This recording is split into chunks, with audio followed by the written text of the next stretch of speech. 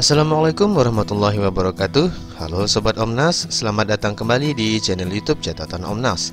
Pada video kali ini kita akan membahas materi perkuliahan Sistem Operasi pertemuan 10 dengan tema distro bagian 2. Adapun pokok bahasan kita kali ini adalah sebagai berikut.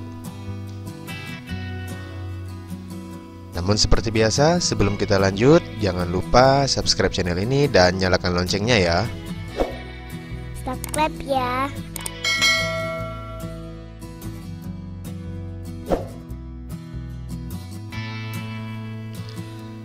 Baik, kita masuk ke pokok bahasan yang pertama, yaitu aplikasi di sistem operasi Linux. Pada umumnya, ketika kita menggunakan laptop ataupun komputer, biasanya tujuan kita adalah untuk melakukan pekerjaan-pekerjaan, baik itu pekerjaan di kantor, tugas-tugas sekolah maupun tugas-tugas kuliah dan sebagainya. Intinya, biasanya ketika menggunakan laptop ataupun komputer, kita ingin melakukan pekerjaan-pekerjaan. Untuk melakukan pekerjaan-pekerjaan ini, tentu saja kita membutuhkan aplikasi-aplikasi ataupun software-software yang dapat mempermudah kita untuk menyelesaikan tugas-tugas kita. Kali ini kita akan bahas aplikasi-aplikasi yang sering kita gunakan di laptop ataupun komputer, namun di versi sistem operasi Linux-nya. Sebelum kita bahas aplikasinya, kita lihat dulu kategori-kategori aplikasi yang paling sering digunakan di komputer. Yang pertama, aplikasi pemrograman database. Biasanya aplikasi-aplikasi seperti ini digunakan para programmer, ataupun siswa maupun mahasiswa yang kuliah di program studi informatika ataupun yang terdapat mata kuliah pemrograman. Nah, ini sangat penting sekali. Kenapa? Karena umumnya aplikasi-aplikasi yang dirancang dan dibangun nantinya itu selalunya membutuhkan database sebagai penyimpanan data di sistem informasi atau aplikasi yang akan dirancang dan dibangun tersebut. Kemudian kategori yang kedua yaitu aplikasi Office. Nah, ini juga sangat penting sekali. Kenapa? Biasanya bagi pengguna-pengguna komputer ataupun laptop yang bekerja di kantor, tentunya membutuhkan aplikasi-aplikasi ini untuk mempermudah pekerjaan mereka. Begitu pula dengan siswa maupun mahasiswa yang akan mengerjakan tugas-tugas dari sekolah ataupun kampusnya, tentu akan membutuhkan aplikasi-aplikasi Office ini. Kemudian kategori yang ketiga yaitu aplikasi grafis. Nah, aplikasi grafis ini biasanya dibutuhkan oleh desainer-desainer untuk melakukan editing pada gambar-gambar, foto-foto, dan sebagainya. Kemudian kategori yang keempat yaitu aplikasi jaringan. Nah, biasanya aplikasi-aplikasi ini digunakan oleh network administrator. Dan masih banyak kategori-kategori aplikasi lainnya yang nanti akan kita bahas di lain waktu. Pada kesempatan kali ini kita akan bahas 4 kategori aplikasi ini. Karena itu, pastikan sobat menyimak video ini hingga selesai agar sobat mendapatkan informasi-informasi yang bermanfaat dari video yang kita bahas kali ini. Baik, kita langsung bahas kategori yang pertama yaitu kategori aplikasi pemrograman database. Berikut contoh-contoh aplikasi pemrograman database yang bisa sobat gunakan di sistem operasi Linux. Yang pertama ada MySQL. Nah, MySQL ini tentu saja sobat sudah tidak asing lagi ya, karena biasanya di sistem operasi Windows kita juga menggunakan MySQL. MySQL ini biasanya terintegrasi dengan aplikasi XAMPP, di mana M-nya itu adalah MySQL. Nah, XAMPP itu merupakan aplikasi yang cross-platform ya, jadi memang dibuat untuk berbagai macam sistem operasi, terutama sistem operasi yang umum digunakan oleh masyarakat luas, yaitu sistem operasi Windows, Linux, dan Mac. Jadi XAMPP itu bisa dijalankan di ketiga sistem operasi tersebut. Jadi sobat yang sudah terbiasa menggunakan MySQL, maka ketika beralih ke sistem operasi Linux nggak perlu pusing-pusing, karena di sistem operasi Linux juga terdapat aplikasi MySQL. Kemudian contoh aplikasi pemrograman database yang kedua ada MariaDB. MariaDB ini merupakan versi pengembangan open source dan mandiri dari MySQL, di mana pada tahun 2010 MySQL diakuisisi oleh Oracle. Namun tim pengembang awal MySQL itu memutuskan untuk memisahkan diri dari Oracle dan melakukan pengembangan lebih lanjut terhadap MySQL dengan ide-ide mereka sendiri. Nah, karena mereka sudah memisahkan diri dari Oracle, maka mereka menggunakan nama aplikasi yang baru, yaitu MariaDB. Nah, MariaDB ini memiliki banyak kelebihan dan keistimewaan dibandingkan dengan MySQL yang masih berlanjut saat ini, di mana MariaDB ini memiliki portabilitas yang baik sehingga dapat berjalan dengan stabil di berbagai sistem operasi. Kemudian MariaDB ini juga merupakan aplikasi open source. Jadi sebagai pengguna kita juga dapat mengembangkan aplikasi MariaDB ini. Kemudian MariaDB ini multi-user, jadi bisa digunakan oleh banyak orang dalam waktu yang bersamaan. MariaDB juga memiliki ragam tipe data yang sangat banyak sekali. Jadi kita tidak perlu mengkhawatirkan sinkronisasi antara bahasa pemrograman yang kita gunakan dengan tipe data yang terdapat pada MariaDB, karena insya Allah bahasa pemrograman apapun yang kita gunakan, tipe datanya terdapat di MariaDB ini. Kemudian MariaDB ini juga memiliki tingkat keamanan yang berlapis. Jadi tingkat keamanannya bisa diatur di level subnet mask, kemudian di hostnya bisa, kemudian di izin akses usernya juga bisa, dan sebagainya. Kemudian skalabilitas dan pembatasan di MariaDB juga mampu menangani database dalam skala yang sangat besar, yaitu jumlah rekaman dari recordnya bisa lebih dari 50 juta dan 60.000 tabel serta 5 miliar baris. Nah, jadi itu sangat banyak sekali kan. Jika sobat ingin mengembangkan sistem informasi dalam skala besar, maka MariaDB ini merupakan aplikasi database yang sangat tepat untuk sobat gunakan. Dan MariaDB juga dapat menjalankan skrip-skrip dari aplikasi database MySQL, karena memang MariaDB ini dikembangkan basicnya dari MySQL itu sendiri. Jadi bagi sobat yang sudah pernah membuat database menggunakan MySQL, itu bisa langsung dibuka menggunakan MariaDB ini. Jadi langsung bisa diakses, nah seperti itu. Dan kelebihan-kelebihan yang lainnya yang tidak terdapat pada MySQL. Karena itu silahkan sobat mencoba menggunakan aplikasi database MariaDB ini ya. Berikutnya contoh aplikasi program database pada sistem operasi Linux adalah Microsoft SQL Server. Ya, SQL Server ini adalah aplikasi program database yang dikeluarkan oleh Microsoft. Jadi seperti biasa, produk-produk dari Microsoft ini memang selalunya berbayar ya. Walaupun di sistem operasi Linux juga sudah bisa digunakan, tapi tetap saja aplikasi ini berbayar. Dari berbagai sumber didapatkan informasi bahwa Microsoft memberikan lisensi gratis selama 5 bulan untuk para pengguna. Namun setelah itu, jika para pengguna ingin melanjutkan menggunakan Microsoft SQL Server ini, tentunya pengguna harus membeli lisensi lanjutan dari Microsoft ini. Aplikasi database berikutnya adalah Oracle Database. Oracle Database ini adalah aplikasi database yang dapat menyimpan data dengan skala yang sangat besar, bahkan ukurannya bisa hingga terabyte. Nah, itulah sebabnya mengapa banyak orang yang menggunakan Oracle Database ini ketika mengembangkan sistem informasi dengan skala besar. Selain dapat menyimpan data dalam skala besar, Oracle ini juga mudah di-download.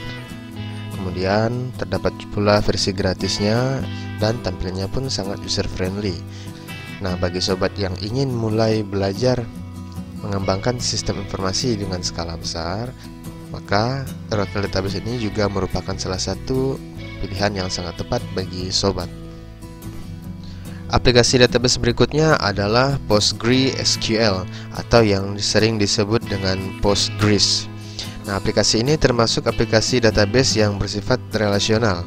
Aplikasi ini bisa juga digunakan untuk merespon perintah yang berasal dari aplikasi-aplikasi lain, sehingga membuat kinerja sebuah aplikasi lebih ringan, khususnya jika aplikasi itu digunakan oleh banyak user. Nah, sedikit informasi bagi sobat bahwa Postgres ini merupakan aplikasi database default pada macOS server.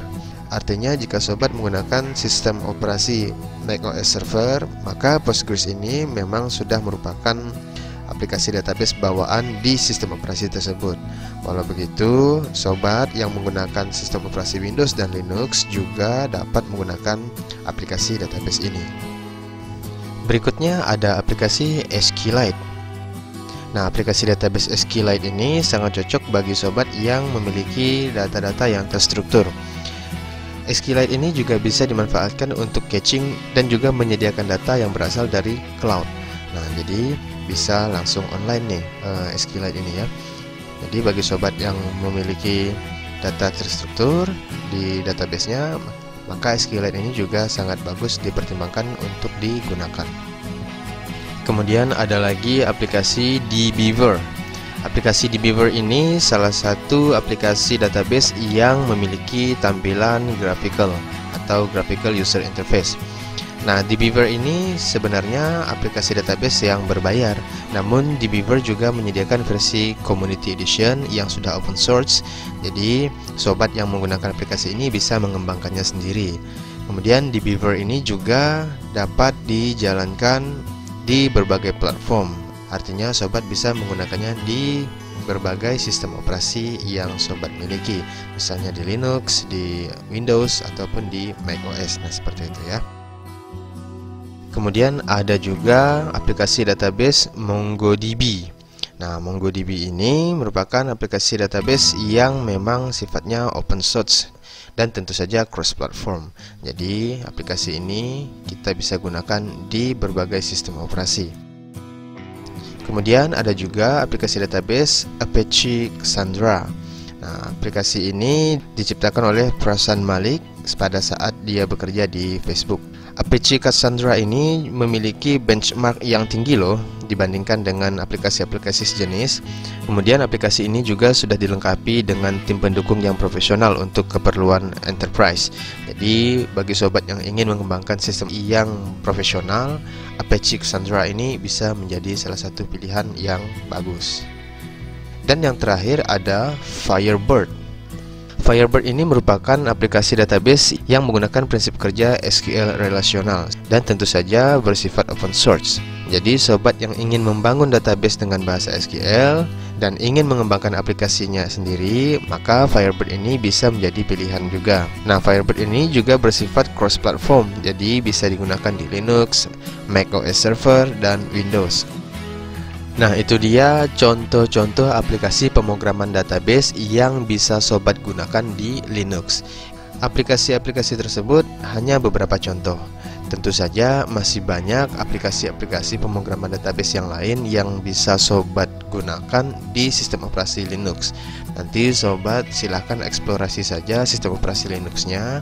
Kemudian bisa explore juga aplikasi-aplikasi database lainnya, sehingga sobat dapat menemukan aplikasi pemrograman database yang cocok dan yang mudah sobat gunakan, agar nanti dapat memudahkan pekerjaan sobat dalam membangun sistem informasi melalui program-program yang ada di sistem operasi Linux yang sobat gunakan.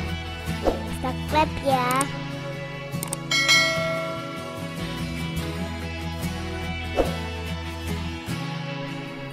Baik, kita lanjut ke kategori aplikasi berikutnya, yaitu aplikasi Office di sistem operasi Linux. Kali ini kita akan bahas beberapa aplikasi terbaik di Linux yang bisa digunakan secara gratis dan tentunya yang populer di kalangan pengguna sistem operasi Linux. Kita mulai dengan yang pertama, yaitu FreeOffice. FreeOffice ini bisa dikatakan merupakan salah satu aplikasi Office terbaik di sistem operasi Linux. Nah, aplikasi ini memang cukup populer di kalangan pengguna sistem operasi Linux. Mengapa? Karena tampilan antarmukanya mirip dengan Microsoft Office yang ada di sistem operasi Windows. FreeOffice juga memiliki keunggulan, yaitu memiliki integrasi fitur yang hampir mirip dengan Microsoft Office, PowerPoint, hingga Excel. Bahkan sobat bisa memilih menyimpan file dari FreeOffice ini dalam bentuk format docx, pptx, dan xlsx yang merupakan extension dari file-file Microsoft Office yang ada di sistem operasi Windows. Aplikasi Office berikutnya ada yang namanya Calligra. Calligra ini adalah aplikasi Office yang pertama kali dikenalkan pada bulan Oktober tahun 2000. Nah, awalnya pengembang aplikasi ini membuat aplikasi ini bagian dari K-Office pada saat itu ya. Namun pada saat itu Calligra ini dianggap lebih cocok menjalankan tugas-tugas atau pekerjaan-pekerjaan untuk desain grafis. Nah, seiring waktu, pengembang aplikasi ini memberikan tambahan fitur-fitur lain pada Calligra ini yang hingga sekarang cenderung menjadi aplikasi Office, bukan lagi aplikasi desain grafis. Nah, Calligra ini bisa didapatkan secara gratis, bisa di-download langsung dari situs resminya. Namun, Calligra ini memiliki tampilan yang cukup berbeda dibandingkan dengan aplikasi Office lainnya, terutama jika sobat sudah terbiasa dengan Microsoft Office, maka nanti akan berbeda sekali, di mana Microsoft Office itu tampilan menunya berada di atas, sedangkan Calligra menu-menunya, tab-tabnya itu berada di samping. Dan hingga sekarang masih seperti itu, karena itu memang sudah menjadi ciri khas dari aplikasi Office Calligra ini. Namun demikian, Calligra tetap dapat disinkronisasi dengan file-file aplikasi-aplikasi Office lainnya, karena Calligra dapat membuka dokumen-dokumen atau file-file dengan format docx dan doc yang umumnya merupakan output dari aplikasi-aplikasi Office yang sudah populer. Berikutnya ada Apache OpenOffice. Nah, OpenOffice ini juga bisa dikatakan salah satu aplikasi Office terbaik di sistem operasi Linux. OpenOffice juga sudah cukup populer di kalangan pengguna Linux. Bahkan software ini juga tersedia di sistem operasi lainnya seperti di Windows.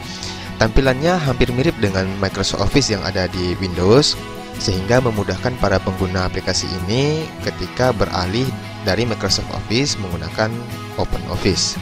Nah, format-format yang ditawarkan di OpenOffice ini juga dapat disinkronisasi dari aplikasi-aplikasi lainnya, karena memang output file atau dokumen dari OpenOffice ini mirip dengan aplikasi-aplikasi Office lainnya, diantaranya docx dan lain-lain. Berikutnya ada Google Docs. Nah, perusahaan raksasa seperti Google juga tidak mau ketinggalan dalam menawarkan layanan aplikasi Office di sistem operasi Linux. Aplikasi ini memang memiliki tampilan yang mirip dengan aplikasi-aplikasi Office yang lainnya dan juga memiliki beberapa fitur yang mirip. Salah satu keunggulan dari Google Docs ini tentu saja kita bisa menyimpan file-file atau dokumen-dokumen yang merupakan output dari aplikasi ini secara online, yang mana dokumen-dokumen ataupun file-file tersebut tersimpan di Google Drive. Layanan ini bisa kita gunakan secara gratis dan sangat mudah sekali. Karena itu, silakan sobat mencoba aplikasi ini ya. Aplikasi Office terbaik berikutnya adalah SoftMaker Office. SoftMaker Office ini dianggap aplikasi terbaik karena memang sudah dikembangkan lebih dari 20 tahun ya. Nah, karena itu tentu saja aplikasi ini menjadi sangat familiar bagi pengguna Linux. Dan aplikasi SoftMaker Office ini sebenarnya memang diciptakan untuk multi-platform ya, cross-platform. Jadi bisa digunakan di Windows, Mac, dan Linux. Namun memang di sistem operasi Windows, para pengguna lebih familiar dengan aplikasi Microsoft Office ya. Tampilan yang ditawarkan oleh SoftMaker Office ini sangat ideal untuk kalangan profesional. Bahkan beberapa fitur penting juga bisa diakses dengan sangat mudah. Namun ada juga fitur-fitur lain yang membutuhkan biaya tambahan untuk digunakan di kalangan profesional. Jadi kita bisa menggunakan aplikasi ini secara gratis. Namun untuk fitur-fitur tertentu, terutama untuk pengguna-pengguna profesional, itu bisa kita gunakan dengan cara membayar fitur-fitur tambahannya saja. Kalau di sistem operasi Android biasanya istilahnya in-apps purchase. Nah, seperti itu ya. Jadi kita bisa gunakan secara gratis, namun untuk menggunakan fitur tambahan kita harus membayar fitur-fitur yang kita tambahkan tersebut. Berikutnya ada WPS Office. Bagi para pengguna smartphone yang menggunakan sistem operasi Android, tentu saja aplikasi ini sudah sangat familiar karena aplikasi ini memang cukup populer di sistem operasi Android ya. Bagi sobat yang belum tahu, WPS Office ini juga tersedia untuk versi desktopnya. Jadi sobat bisa gunakan WPS ini di sistem operasi Windows dan terutama di sistem operasi Linux. WPS ini menawarkan fitur-fitur seperti Word, Spreadsheet, dan Presentation. Tentu saja mirip dengan layanan-layanan dari aplikasi-aplikasi Office lainnya. Nah, aplikasi ini juga tersedia secara gratis. Jadi sobat bisa mendownload dan menggunakannya secara gratis dengan file format yang ideal pula. Jadi format-format yang disediakan oleh WPS Office ini bisa disinkronisasi dengan aplikasi-aplikasi lainnya, sehingga memudahkan kita untuk melakukan pekerjaan baik di smartphone maupun di laptop ataupun komputer kita. Dan yang terakhir ada LibreOffice.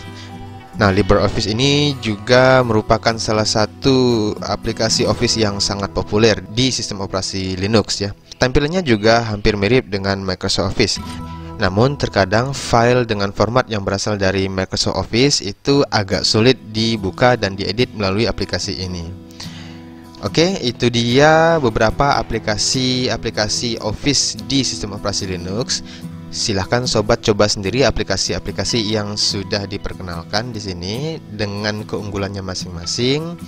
Explore aplikasi-aplikasi yang ada sehingga sobat dapat menemukan kecocokan dan kemudahan dalam menggunakan aplikasi ini, dan tentunya dapat mempermudah pekerjaan-pekerjaan serta tugas-tugas yang sobat kerjakan saat ini. Subscribe ya.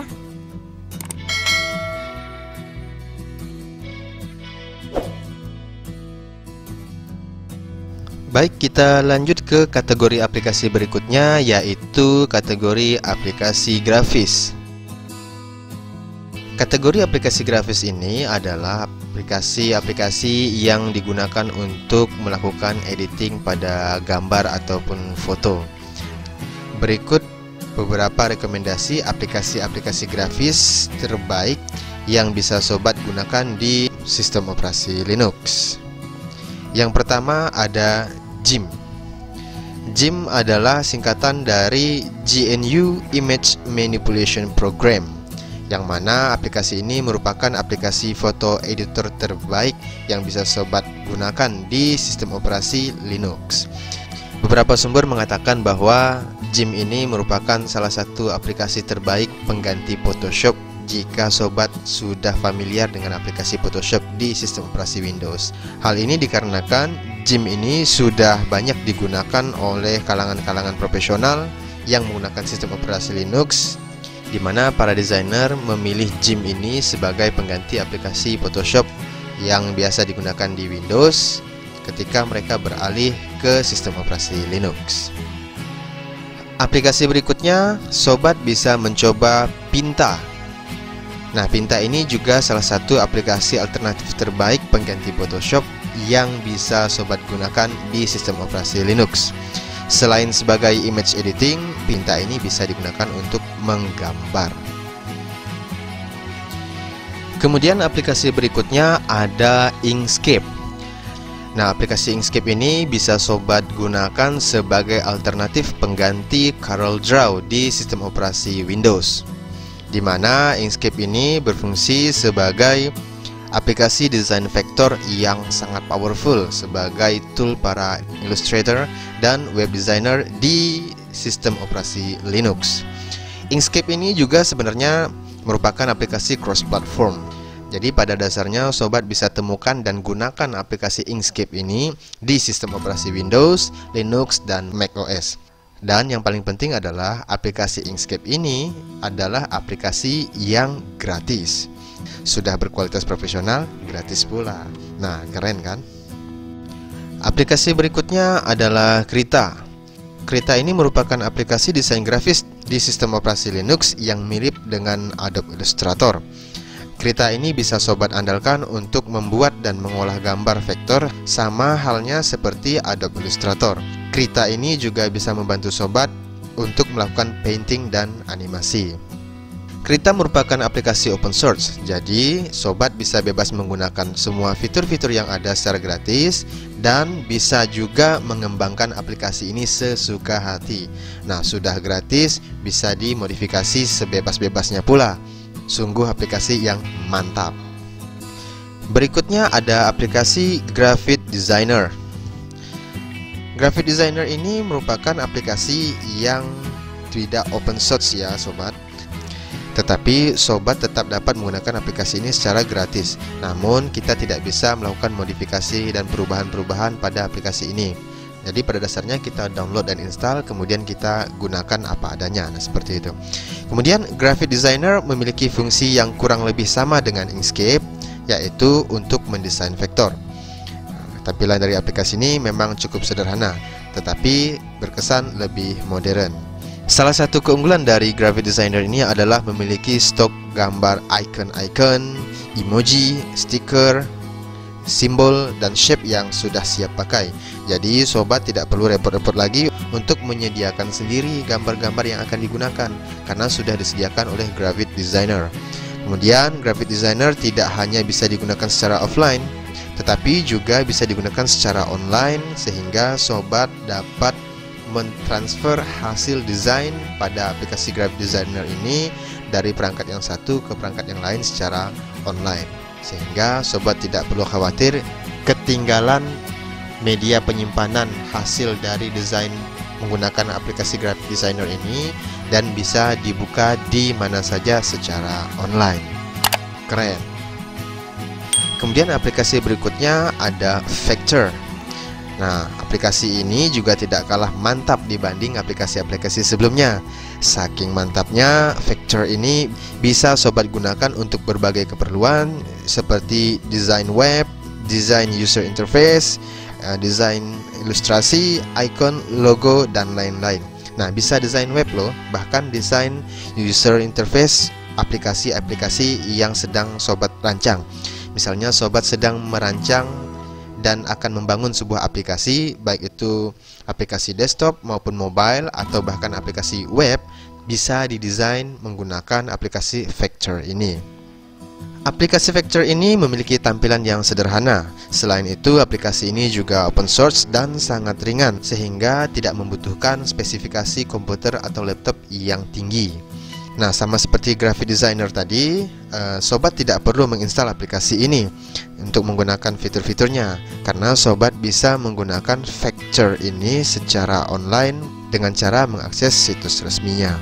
Aplikasi ini tidak hanya kompatibel untuk Linux saja, namun bisa juga digunakan pada sistem operasi lainnya, karena memang sifatnya online. Jadi asalkan kita memiliki akses internet dan bisa mengakses situs resminya melalui web browser kita, maka kita bisa menggunakan aplikasi Vector ini. Berikutnya ada Sara Extreme. Nah, bagi sobat yang sudah terbiasa menggunakan aplikasi CorelDRAW di sistem operasi Windows, maka Sara Extreme ini bisa dikatakan merupakan aplikasi yang memiliki fitur setara dengan CorelDRAW. Namun Sara Extreme termasuk aplikasi open source, jadi bisa digunakan secara gratis dan sobat bisa kembangkan aplikasi ini lebih lanjut. Sara Extreme memiliki banyak sekali fitur-fitur dan tools yang bisa sobat andalkan untuk melakukan desain grafis. Namun tidak lantas menyebabkan Sara Extreme ini menjadi aplikasi yang berat, karena Sara Extreme ini aplikasi desain grafis yang sangat ringan. Nah, silahkan sobat coba sendiri untuk menggunakan aplikasi Sara Extreme ini, terutama yang sudah familiar dengan aplikasi CorelDRAW di sistem operasi Windows. Berikutnya ada aplikasi Scansil.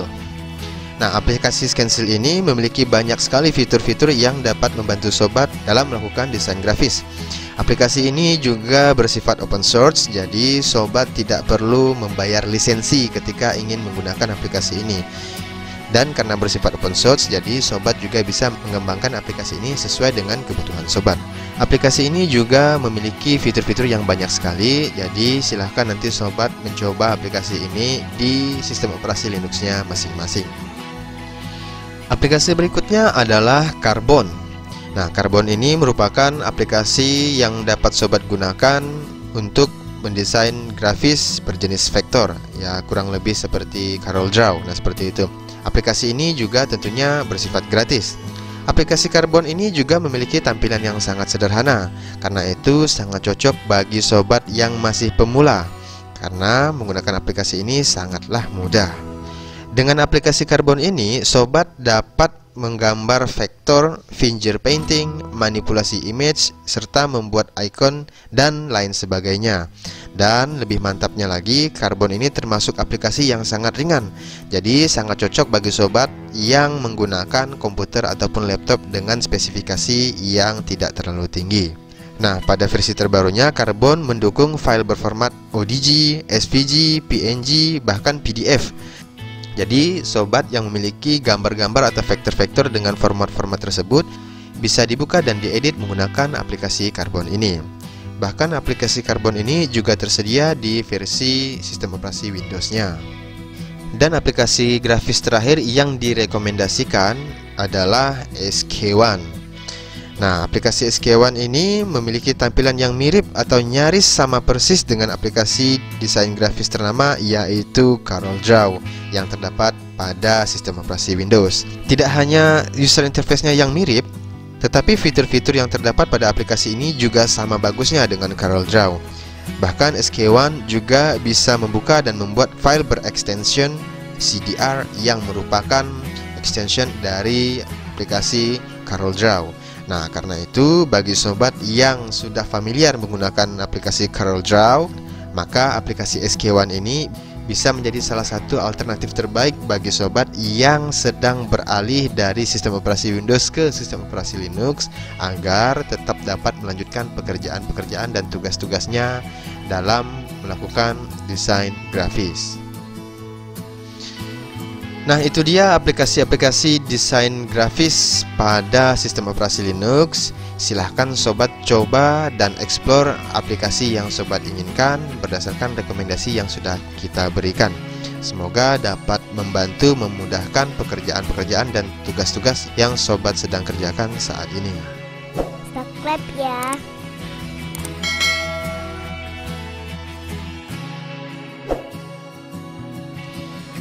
Baik, kita lanjut ke kategori aplikasi yang terakhir yang kita bahas di video kali ini, yaitu kategori aplikasi jaringan.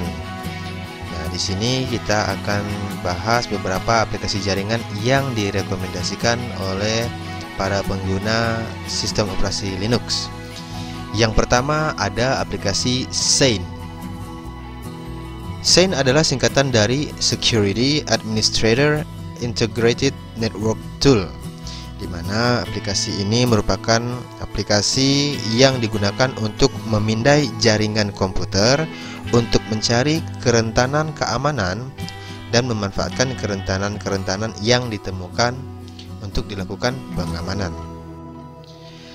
Aplikasi Saint ini memiliki beberapa fitur utama, diantaranya yang pertama Saint Network Vulnerability Scanner atau pemindai kerentanan jaringan dari Saint. Fitur ini berfungsi untuk memindai dan menyaring setiap sistem yang terhubung ke jaringan sehingga dapat mendeteksi apapun yang memungkinkan penyerangan untuk mendapatkan hak akses dari sistem komputer yang kita gunakan. Kemudian fitur ini juga dapat membuat penolakan terhadap hak akses yang tidak sah atau unauthorized access seperti yang sudah kita bahas di pertemuan-pertemuan sebelumnya, dan menolak dari hak akses yang tidak sah tadi untuk mendapatkan informasi-informasi sensitif yang kita miliki di sistem komputer kita. Nah, jadi fitur ini sangat berguna untuk menjaga keamanan data-data kita yang terdapat di sistem komputer kita ketika kita terhubung ke jaringan. Fitur berikutnya adalah Saint Exploit Penetration Testing Tool, yaitu alat pengujian penetrasi dari Saint. Fitur ini dapat sobat gunakan untuk melakukan pengujian penetrasi yang terintegrasi. Saint Exploit dapat mendemonstrasikan jalur yang dapat digunakan oleh penyerang untuk menembus jaringan sistem komputer sobat dan mengukur resikonya. SendExploit juga menyertakan emulator situs web dan alat pemalsuan email. Jadi dengan fitur ini sobat dapat mensimulasikan kemungkinan-kemungkinan pemalsuan situs web dan pemalsuan email. Fitur berikutnya yang disediakan oleh Send adalah Send Manager Remote Management Console. Fitur ini memungkinkan sobat untuk melakukan pemindaian pada suatu jaringan di kantor, di sekolah, di perusahaan, di rumah, di mana saja jaringan yang sobat miliki dari jarak jauh. Jadi dengan fitur ini sobat bisa melakukan pemindaian dari jarak jauh. Nah, konsol ini nanti bisa diakses melalui web browser yang menyediakan kemampuan secara terpusat. Nah, jadi dengan fitur ini cukup diakses dari web browser, sobat sudah bisa melakukan pemindaian dari jarak jauh. Kemudian fitur berikutnya ada Send Cloud. Nah, di mana Send Cloud ini memungkinkan sobat melakukan pemindaian kerentanan berbasis cloud. Fitur ini memungkinkan sobat melakukan pemindaian kerentanan berbasis cloud secara online, juga dapat melakukan pengujian penetrasi dan audit tanpa harus mendownload dan menginstal aplikasi ini. Jadi SendCloud ini memungkinkan sobat melakukan semua fitur-fitur ini secara online. Jadi bisa diakses secara online. Nah, tentu saja aplikasi ini sangat bermanfaat bagi sobat untuk mengamankan sistem komputer yang sobat miliki, terutama bagi sobat yang sering beraktivitas menggunakan sistem operasi Linux secara online. Nah, dengan fitur ini diharapkan dapat mengamankan sistem komputer yang sobat miliki dari cracker-cracker yang berusaha untuk menjebol keamanan sistem komputer yang sobat miliki. Kemudian aplikasi jaringan berikutnya yang dapat sobat gunakan adalah Nmap atau Network Mapper. Aplikasi Nmap adalah aplikasi atau alat yang berfungsi untuk melakukan port scanning. Dengan aplikasi ini, sobat dapat mengaudit jaringan yang ada. Dengan aplikasi Nmap ini, sobat dapat melihat host yang aktif di jaringan, kemudian port-port yang terbuka, kemudian sistem operasi yang digunakan, serta fitur-fitur scanning lainnya yang terdapat pada Nmap ini. Pada awalnya Nmap hanya bisa dijalankan di sistem operasi Linux. Namun pada perkembangannya hingga saat ini Nmap dapat digunakan di hampir semua sistem operasi yang ada saat ini. Kemudian aplikasi jaringan berikutnya yang dapat sobat gunakan di sistem operasi Linux adalah MRTG atau Multi Router Traffic Grapher. MRTG adalah aplikasi yang digunakan untuk memantau beban traffic pada link jaringan. MRTG nantinya akan membuat halaman HTML atau halaman web yang berisi gambar GIF yang menggambarkan traffic dari jaringan yang dipantau. Nah, halaman web ini nanti akan berisi grafik dari traffic harian, mingguan, bulanan, bahkan tahunan. Nah, aplikasi ini tentu saja bermanfaat untuk memantau traffic yang ada pada jaringan yang sobat miliki, atau misalnya sobat sedang memantau jaringan dari sebuah website atau sistem tertentu. Nah, aplikasi ini bisa sobat gunakan di sistem operasi Linux dan di sistem operasi Windows. Berikutnya ada aplikasi Tripwire. Tripwire merupakan aplikasi dengan kategori Intrusion Detection System atau IDS, yaitu aplikasi yang mendeteksi perubahan file pada suatu sistem yang kemungkinan dilakukan oleh penyerang atau cracker. Nah, logikanya Tripwire ini bekerja dengan membuat baseline database dari file-file yang ada di sistem. Kemudian jika terjadi perubahan, maka Tripwire akan mencatat dan atau memberitahukan kepada administrator bahwa terjadi perubahan-perubahan pada file-file yang ada. Kemudian administrator akan melakukan verifikasi apakah perubahan-perubahan ini dilakukan oleh pengguna yang memiliki hak akses ataupun tidak. Jika perubahan dilakukan oleh pengguna yang memiliki hak akses, maka perubahan ini memang perubahan yang diizinkan. Namun jika setelah diverifikasi bahwa perubahan ini dilakukan oleh pengguna yang tidak memiliki hak akses atau cracker, maka akan dilakukan tindakan pencegahan dan dilakukan tindak lanjut atas perubahan-perubahan yang terjadi pada sistem yang diserang ini. Aplikasi jaringan berikutnya adalah SSH. Nah, apa sih SSH ini? SSH sebenarnya adalah sebuah protokol administrasi yang memungkinkan pengguna untuk mengakses dan memodifikasi berbagai macam pengaturan maupun file-file yang ada di dalam server. Jika sobat pernah mengenal Telnet, maka SSH ini merupakan pengembangan dari Telnet tersebut, di mana Telnet yang sebelumnya dianggap tidak aman karena tidak adanya proses enkripsi, ditingkatkan keamanannya dalam versi SSH ini. Jika di Telnet tidak terdapat proses enkripsi, maka di SSH terdapat beberapa mekanisme enkripsi yang diterapkan, seperti enkripsi simetris, enkripsi asimetris, dan hashing. Nah, ketiga teknik enkripsi ini merupakan kriptografi yang menjamin koneksi yang terenkripsi. Karena itulah teknik ini dinamakan SSH, yaitu berasal dari istilah Secure Shell Connection atau koneksi shell yang aman. Nah, dengan diterapkannya SSH ini, diharapkan sistem yang sobat gunakan nantinya akan terjaga keamanannya dari penyerang-penyerang atau pengguna-pengguna yang tidak memiliki hak akses dari melakukan perusakan-perusakan terhadap sistem yang sobat miliki, terutama ketika sobat sering terkoneksi di jaringan internet. Kemudian aplikasi jaringan berikutnya adalah Visual Route. Visual Route adalah aplikasi yang dikembangkan oleh Visualware, di mana aplikasi ini merupakan aplikasi yang dapat mengimplementasikan paket tracer, ping, dan juga reverse DNS ke dalam sebuah tampilan grafis. Jadi nanti hasil dari paket tracer, ping, dan reverse DNS itu ditampilkan dalam bentuk grafis atau gambar.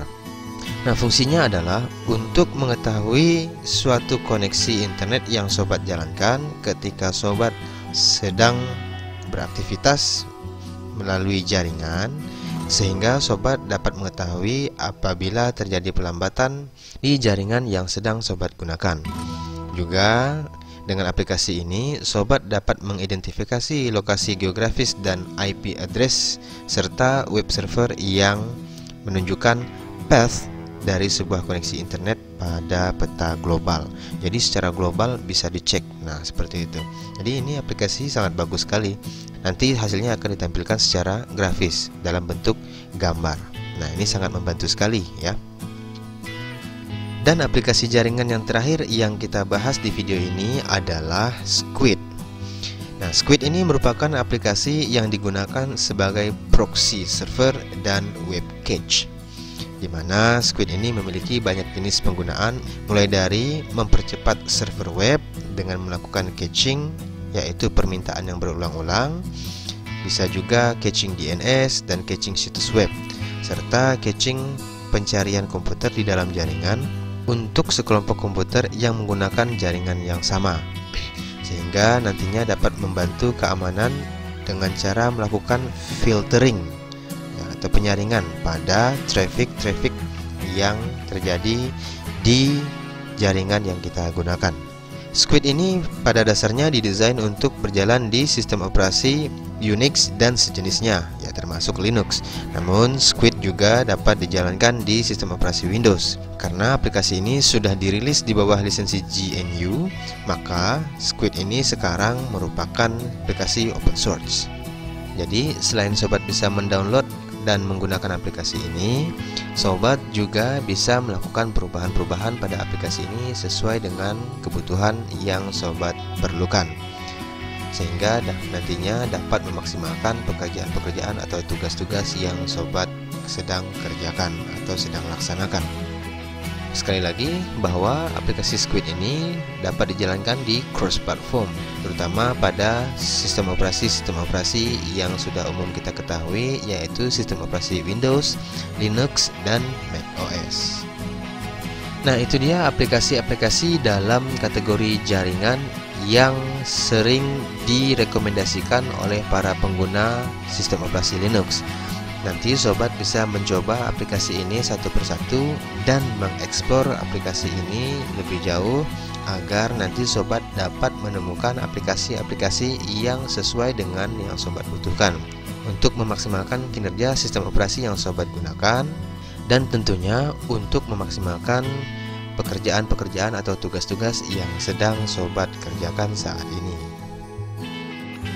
Subscribe ya.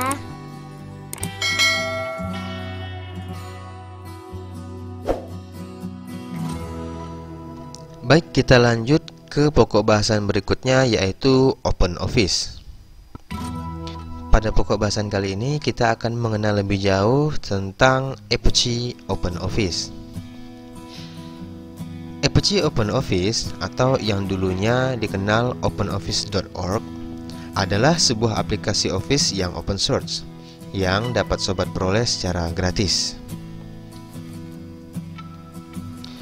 OpenOffice terdiri dari word processor, spreadsheet, presentation, vector illustration, dan database.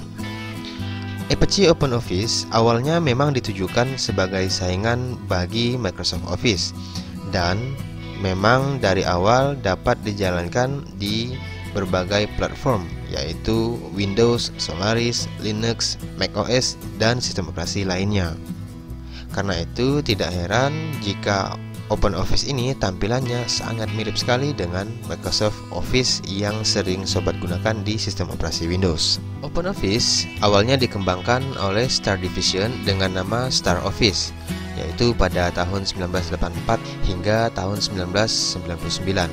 Kemudian diakuisisi oleh Sun Microsystem pada tahun 1999 hingga tahun 2010 dan berganti nama menjadi OpenOffice.org. Kemudian pada tahun 2010 hingga 2011 diakuisisi oleh Oracle Corporation masih dengan nama yang sama, yaitu OpenOffice.org. Dan pada tahun 2011 hingga sekarang diakuisisi oleh Apache Software Foundation dan berganti nama menjadi Apache OpenOffice. Nah, seperti yang disampaikan sebelumnya bahwa OpenOffice ini terdiri dari beberapa sub-aplikasi, yaitu word processor, spreadsheet, presentation, kemudian drawing, dan database. Hingga saat ini OpenOffice tersedia dalam lebih dari 99 bahasa. Nah, ini tentunya sangat memudahkan sekali bagi para pengguna di seluruh dunia. Tujuannya adalah memang untuk menyaingi aplikasi Microsoft Office yang dikeluarkan oleh Microsoft ya, yang kita sering gunakan di sistem operasi Windows. Bahkan OpenOffice ini juga bisa dijalankan di sistem operasi Windows. Walaupun banyak pengguna sistem operasi Windows itu belum familiar dengan OpenOffice ini. Kemudian salah satu lagi kelebihan dari OpenOffice ini, tersedia untuk versi 32 bit dan 64 bit, dan ukuran aplikasi ini sangat kecil, kurang lebih hanya 150 MB saja. Tentu saja aplikasi ini sangat ringan untuk dijalankan. Nah, dibandingkan dengan aplikasi Microsoft Office yang ukurannya sampai bergiga-giga. Aplikasi OpenOffice ini juga dapat membuka hampir semua file-file keluaran dari Microsoft Office. Karena itu, bagi sobat yang mulai beralih ke sistem operasi Linux, tidak perlu ragu menggunakan aplikasi OpenOffice ini, karena dari tampilannya sendiri memang sudah sangat mirip sekali dengan Microsoft Office, dan aplikasi ini juga dapat membuka file-file yang sudah sobat kerjakan di Microsoft Office pada sistem operasi Windows. Nah, jangan lupa dicobain ya sobat. Subscribe ya.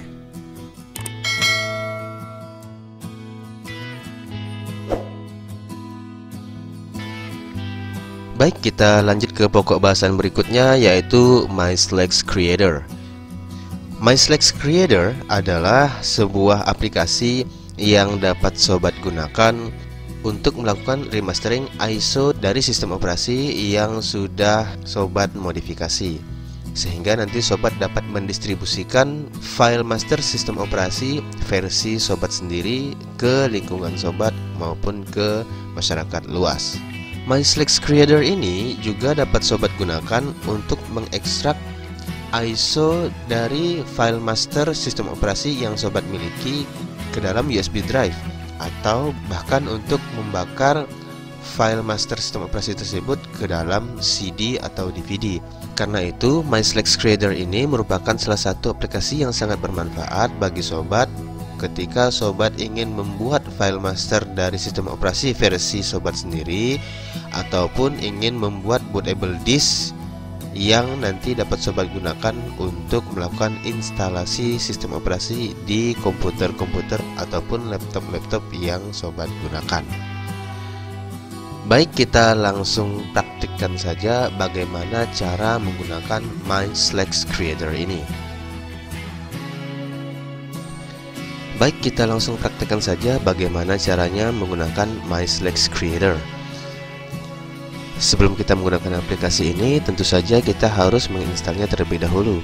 Nah, silakan sobat dapatkan master aplikasinya dari sumber mana saja, karena MySlex Creator ini memang aplikasi yang gratis. Nah, jika sobat sudah mendownload aplikasinya, silahkan diinstal saja. Cara menginstalnya juga sangat mudah ya, jadi tinggal next saja, accept agreement, next lagi, kemudian langsung next saja. Ini nanti ada foldernya di start menu, next, kemudian create desktop icon, next saja, kemudian pilih install. Nah, selesai.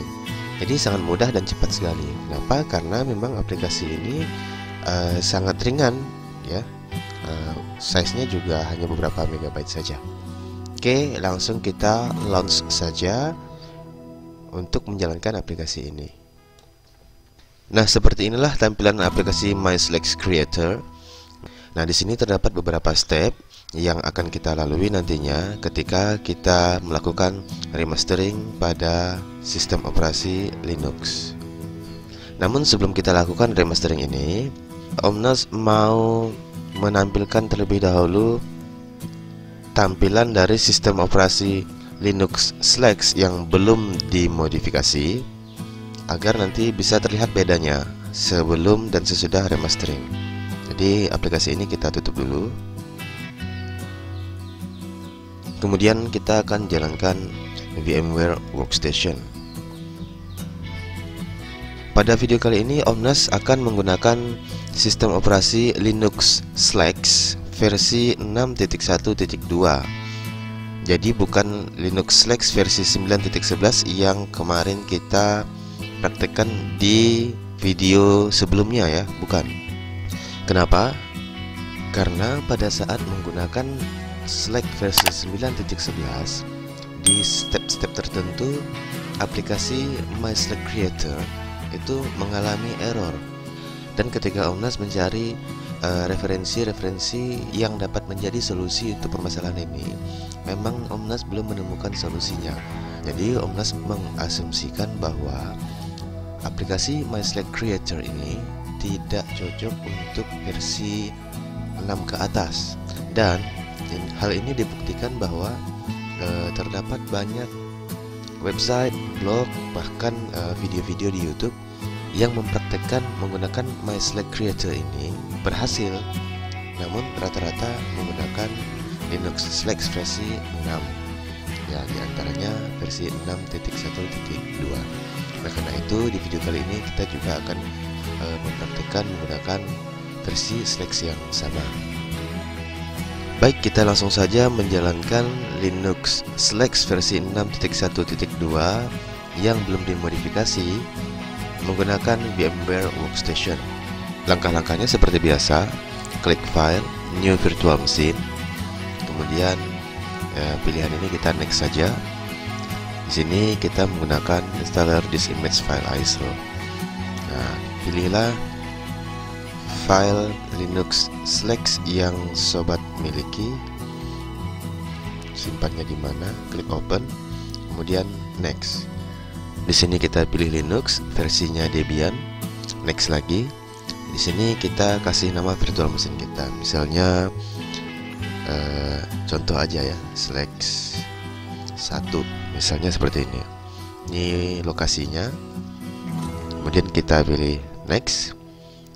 Ini kita default aja, kemudian store virtual disk, next, dan finish. Nah, jika sudah siap, mari kita langsung jalankan saja.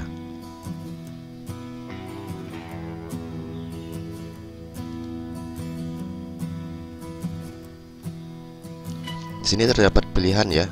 Jadi ini ada boot screen, ada pilihan. Nah, ini nanti akan kita ganti.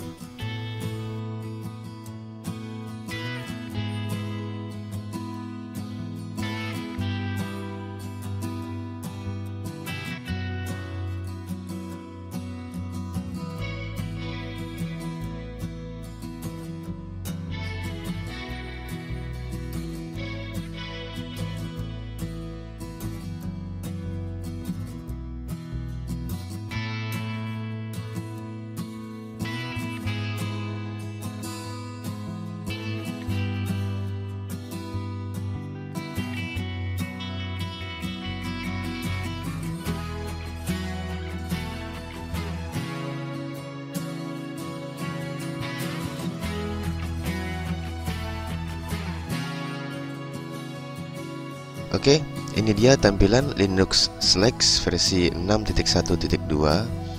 Nah, ini desktopnya ada beberapa shortcut di sini. Shortcut Home, System, Slack Drive. Di sini juga sudah ada taskbarnya. Ya, ini menu. Nah, di sini sobat nanti bisa explore sendirilah aplikasi-aplikasi yang ada di sini ya. Dan ini terminal. Di sini sudah ada web browser, musik player, video player, dan lain-lain. Nah, ini wallpaper desktopnya. Oke, jadi begini tampilan Linux Slack versi 6.1.2 yang belum dimodifikasi ya. Sekarang kita akan coba melakukan modifikasi sederhana pada Linux Slack ini, hanya untuk membuktikan bahwa kita bisa melakukan remastering. Jadi pada video kali ini Omnas tidak melakukan remastering yang macam-macam, yang ribet-ribet. Jadi hanya melakukan sedikit perubahan saja, seperti yang kita lakukan pada video-video sebelumnya. Oke, ini kita matikan dulu. Bisa shutdown di sini, logout, atau bisa juga langsung power off di VMware-nya ya. Jadi bebas saja.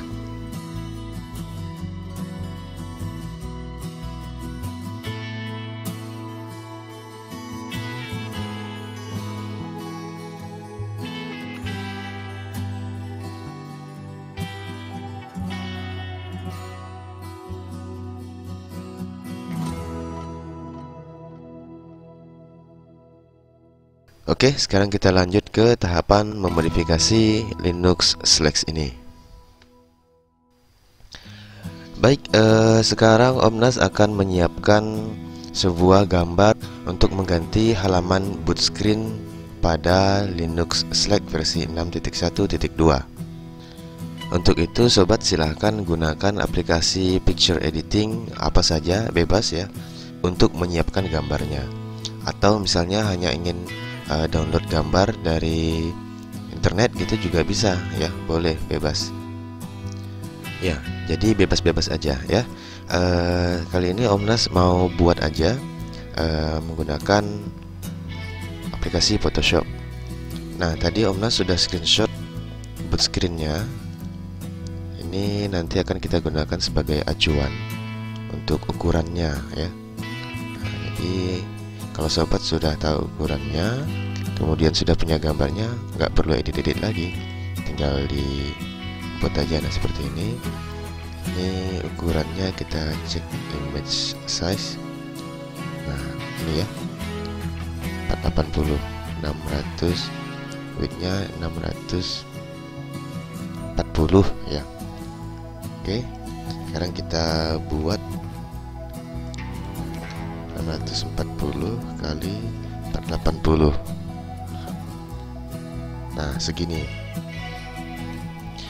Kemudian ya bebas saja lah gambarnya mau seperti apa ya, warnanya misalnya mau bikin warna gradasi misalnya ya.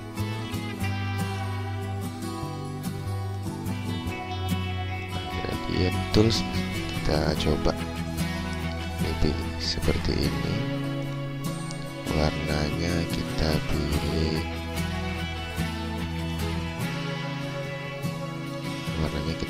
misalnya warna merah misalnya. Nah misalnya begini, kita tarik.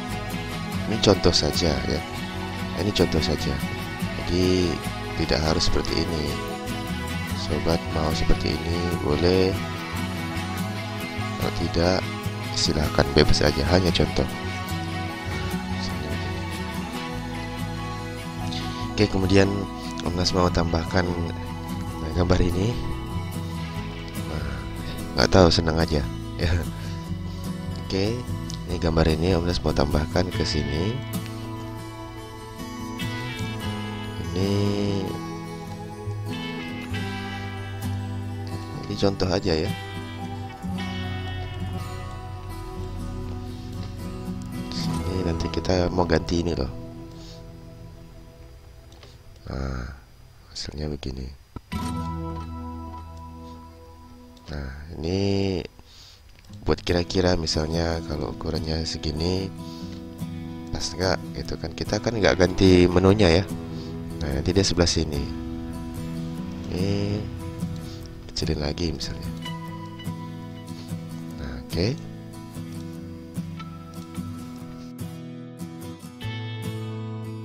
Kemudian teksnya Nas mau ganti dengan teks sendiri, misalnya pakai bahasa Indonesia. Terima kasih sudah menggunakan Slack. Nah, sekali lagi ini bebas ya, jadi ini hanya contoh saja. Sobat mau ikut silahkan, atau mau yang lain ya silahkan. Ini hanya contoh. Kalau ada gambar yang sudah siap, yang bagus, wah itu lebih keren lagi.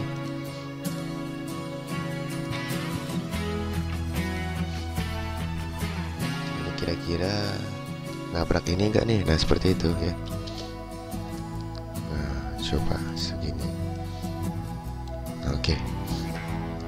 Oke, ini kita save-nya dengan nama penyimpanan di Slack-nya itu ya. Ini coba aja dulu, kalau nggak salah namanya Slack. Ketik Slack, kemudian formatnya PNG. Oke.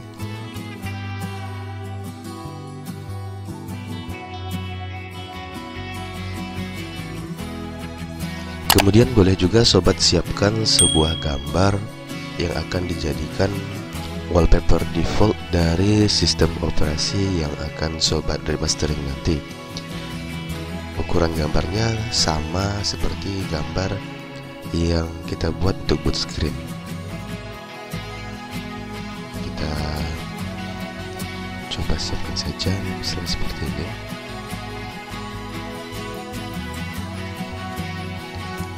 Pakai gambar ini lagi aja deh. Ini oke.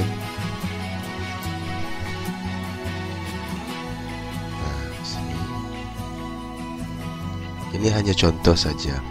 Jadi sobat bebas pakai gambar apa saja yang sobat sukai.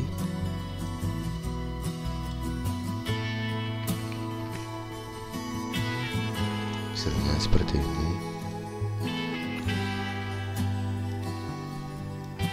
Jika sobat punya gambar yang di-download dari internet yang keren gitu misalnya, itu juga bagus, nggak masalah ya, karena kita nyobain aja.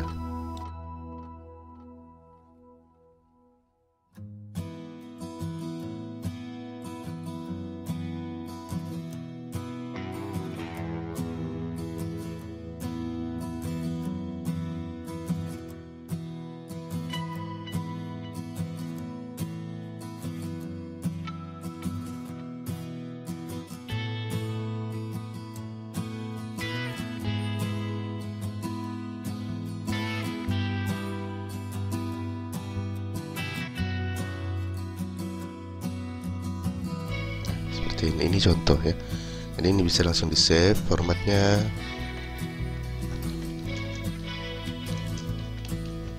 Namanya juga bebas, formatnya bebas, pakai JPG, PNG bebas.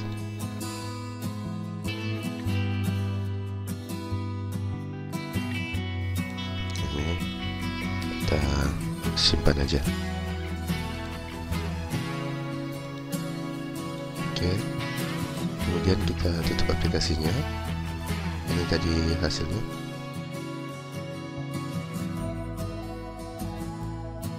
Subscribe ya.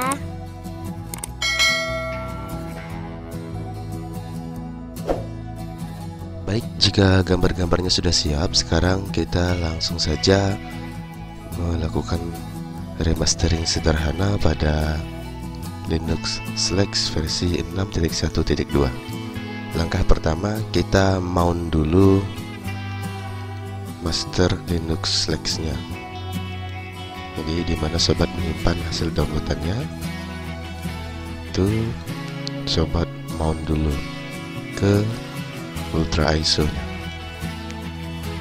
Tujuannya adalah supaya kita bisa mengcopy kontennya ini, dua folder ini.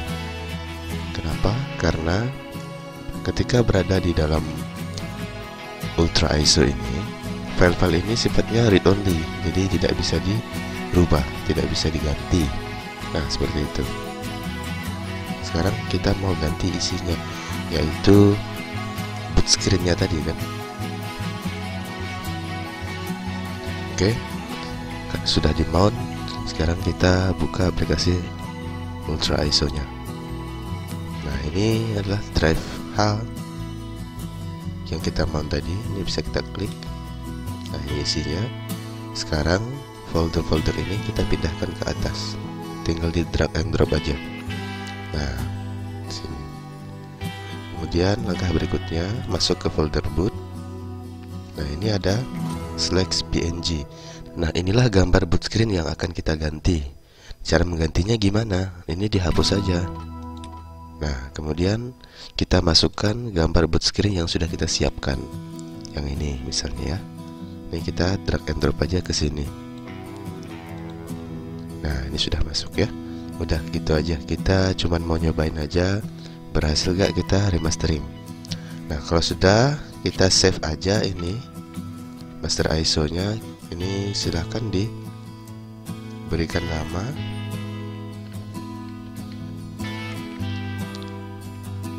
Slex mod. Nah, misalnya seperti ini. Ini contoh saja.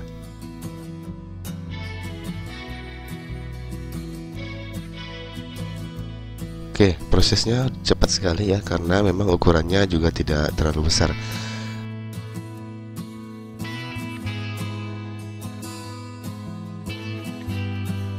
Nah, sekarang kita mount ISO hasil dari modifikasi tadi.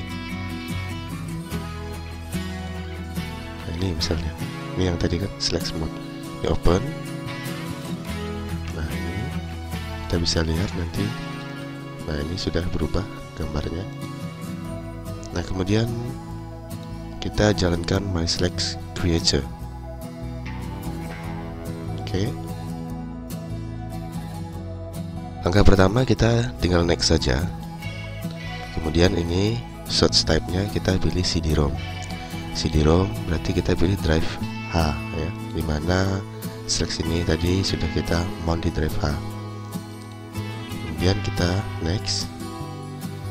Nah, di sini kita bisa menambahkan modul ya. Jadi Slex sudah menyediakan modul-modul tambahan yang bisa sobat download dari situs resminya.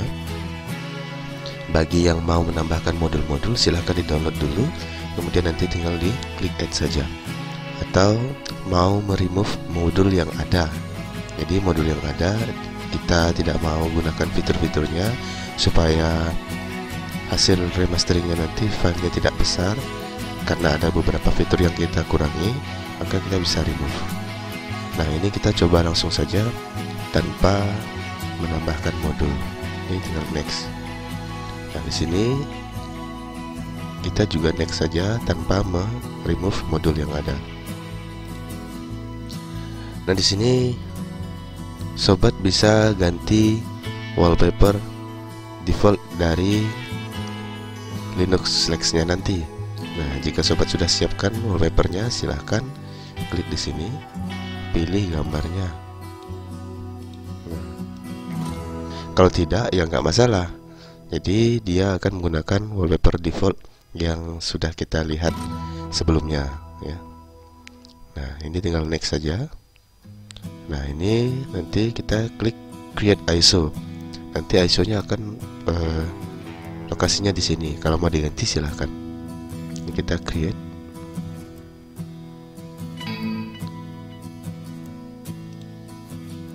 Nah, selesai. Kemudian kita klik next. Sini kita sudah bisa lihat hasilnya. Ya, kemudian kita klik next lagi, kemudian finish. Terus kita pilih yes. Nah, inilah master dari Linux Flex yang sudah kita modifikasi. Ya, namanya sobat bisa ganti sesuka hati ketika nanti sobat ingin mendistribusikannya ke lingkungan sobat, ya.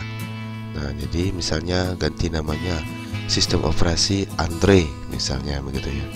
Dina OS misalnya seperti itu. Ya, bebas saja, biar keren gitu kan. Oke, ini kita langsung tes saja berhasil atau tidak. Kita jalankan di VMware Workstation. Nah, di sini ini yang tadi ya, yang kita sudah coba. Sekarang kita create atau buat virtual machine yang baru. Nah, kemudian kita pilih typical dan next. Kemudian installer this image, ya, karena kita pakai image ISO. Nah, ini yang di desktop ini. Kemudian di sini seperti biasa kita tinggal next saja. Nah, kemudian kita pilih Linux, kita pilih Debian, ya. Bebas sih mau yang mana, tetapi lebih baik kita pilih turunannya supaya nanti VMware bisa memaksimalkan fungsinya. Kemudian kita pilih next.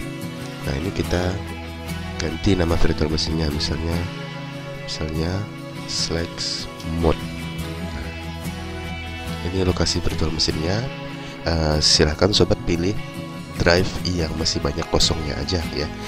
Kalau drive C-nya masih banyak kosong, ya silahkan. Kalau sudah mau penuh, mending dipindahkan ke drive yang lain, misalnya drive D. Oke, ini kita next. Sini kita pilih store virtual machine as a single file, dan pilih next, dan finish. Nah, ini sudah siap, ya, select mode.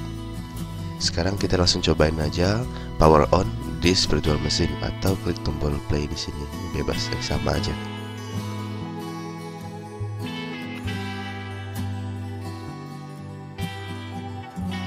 Nah, ini ya. Ini adalah tampilan boot screen-nya, dimana kita sudah berhasil mengganti gambar boot screen-nya sesuai dengan yang kita inginkan. Nah, kalau sobat mau menampilkan identitas diri sebagai orang yang memodifikasi sistem operasi ini, ya boleh pasang fotonya di sini, ya, atau pasang logo pribadi, ya, icon, bebas lah.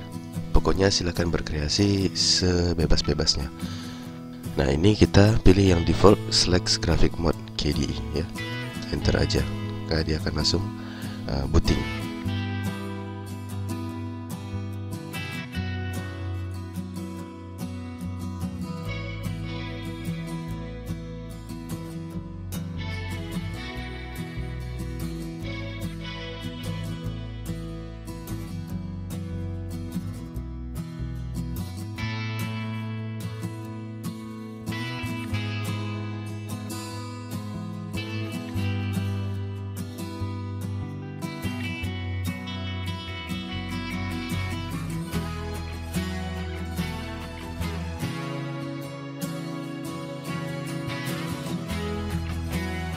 Nah, ini sudah berhasil, ya sobat, dan wallpapernya juga sudah terganti secara default. Artinya apa? Artinya setiap kali ada pengguna yang menginstal sistem operasi Linux Flex yang sobat berikan, yang sudah diremaster, maka seperti inilah tampilan basicnya. Jadi kalau sobat ingin lebih terkenal lagi, selain taruh di boot screen, taruh aja di sini foto sobat juga ya. Nah, jadi nanti akan kelihatan. Atau misalnya mau ngasih nomor kontak, misalnya seperti itu ya. Atau mau ngasih channel YouTube buat promosi maksudnya kan. Nah, jadi nanti sobat bilang untuk tutorial-tutorial yang lainnya nanti bisa akses di channel YouTube ini, misalnya seperti itu ya. Nah, ini hanya contoh saja. Oke, ini artinya kita sudah berhasil memodifikasi Linux Flex ya, dan melakukan remastering. Nah, silakan sobat ikuti saja arahan-arahan yang sudah diberikan di video ini. Insya Allah kalau step-step yang dilakukan sama, itu pasti berhasil juga. Oke? Subscribe ya.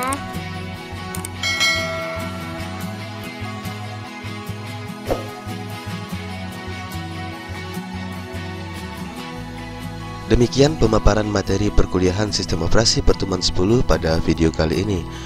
Semoga dari pemaparan yang disampaikan, sobat dapat memahami materi perkuliahan kali ini dengan benar dan dapat pula mengambil manfaat dari informasi-informasi yang disampaikan pada video kali ini. Karena itu jangan lupa like dan komen video ini, kemudian share video ini ke sosial media sobat, agar teman-teman yang lain juga bisa mendapatkan manfaat dari video-video yang ada di channel YouTube ini. Jangan lupa subscribe dan nyalakan lonceng bagi yang belum subscribe, agar nanti sobat mendapatkan notifikasi ketika Om Nas mengupload video-video terbaru di channel YouTube ini. Sampai ketemu di video-video berikutnya. Wassalamualaikum warahmatullahi wabarakatuh. Subscribe ya.